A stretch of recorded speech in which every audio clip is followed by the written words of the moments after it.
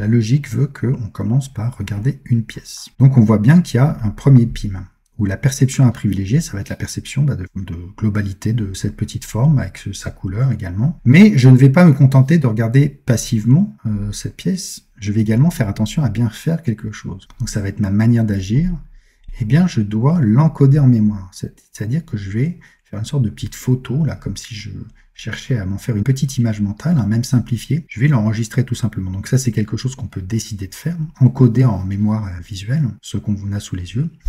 Et donc c'est ça que je vais associer à ma perception qui est la pièce. Alors il y a une intention qui est de faire ça bien. Donc l'intention, j'insisterai pas trop dessus parce que c'est relativement évident. Je vais plutôt appliquer à vraiment bien définir ma perception et ma manière d'agir à privilégier à chaque fois.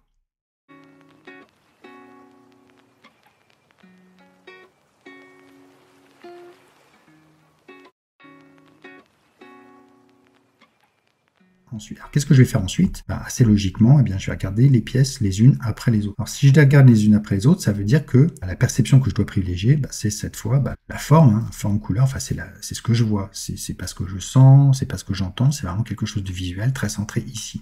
Donc, mon attention, elle est visuelle, et vraiment sur la forme dans sa globalité avec sa couleur. Eh bien, là encore, je ne reste pas passif, je vais faire attention à bien faire quelque chose. Et ce que je vais faire, eh bien, c'est que je vais comparer ce que je vois à la mémoire que j'ai gardée de la première pièce. Alors là, c'est relativement évident parce que les deux pièces se touchent, mais ce serait moins évident par la fin. Donc on a à nouveau une perception à privilégier, puis quelque chose à faire de particulier, une manière d'agir, donc un deuxième PIM. Donc il y a un PIM pour l'encodage en mémoire de la première pièce, et puis ensuite, il va y avoir un PIM de recherche visuelle qui va donc s'appliquer à chacune des pièces pour vraiment comparer avec ce que j'ai gardé en tête. On est vraiment dans un exercice de type où est Charlie, où on a en tête ce qu'on doit chercher, donc Charlie avec son pull, etc., ses lunettes, et puis on balaye du regard jusqu'à ce qu'on trouve que ça corresponde à ce qu'on a gardé en mémoire.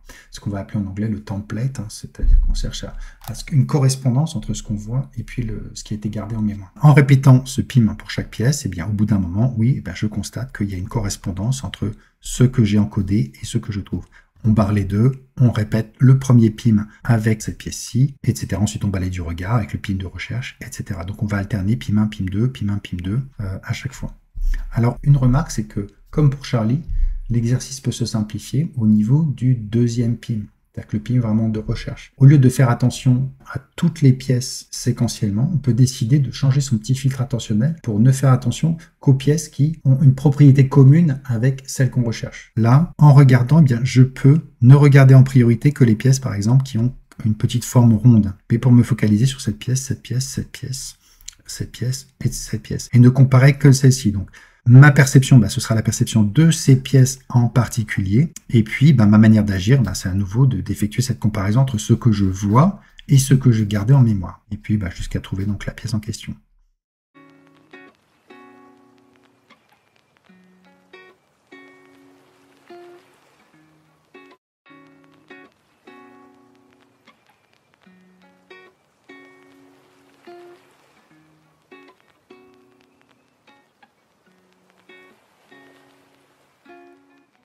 Voilà, donc une alternance de deux PIM, un premier PIM et un deuxième PIM, qu'on va revoir dans beaucoup d'exercices.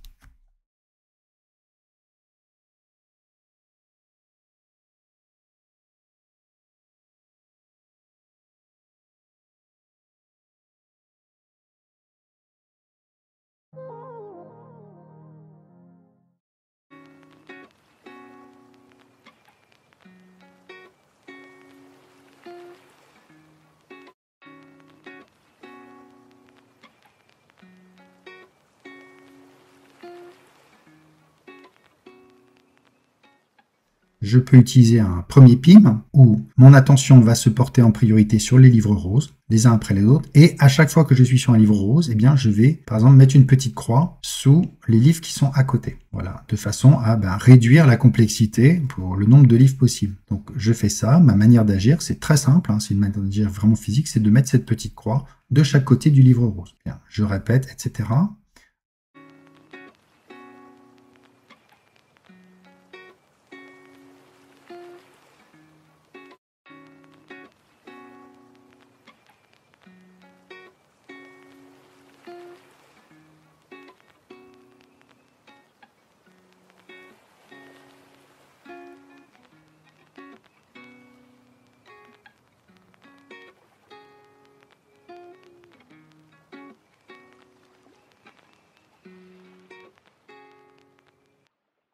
Ensuite, ça identifie un certain nombre de livres auxquels je vais faire attention de façon sérieuse, donc l'un après l'autre. Ce livre fait partie de la liste et la deuxième consigne me dit qu'il n'y en a pas d'autres de la même forme ni de la même couleur. Dès ce que je vais faire tout simplement, c'est je vais prendre ce livre-là, donc j'y fais attention, donc ma perception à privilégier dans ce PIM-là, eh bien, c'est ce livre-là. Et qu'est-ce que je fais attention à bien faire? Je fais attention à bien l'encoder en mémoire, comme si je voulais le dessiner dans ma tête. Bien. Donc je le retiens, sous forme d'une petite image mentale, même si elle est dégradée, c'est pas grave. En tout cas, c'est mon M, ma manière d'agir, quelque chose que je peux décider de faire.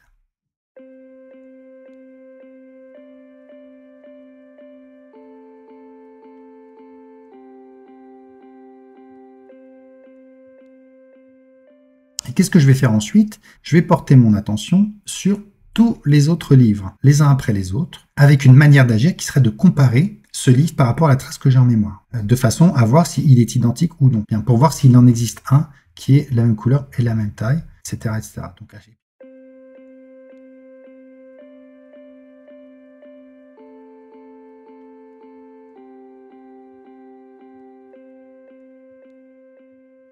Donc on voit que là encore, dans cette tâche, il faut enchaîner des piles, mais relativement simples les uns après les autres, pour arriver à la solution.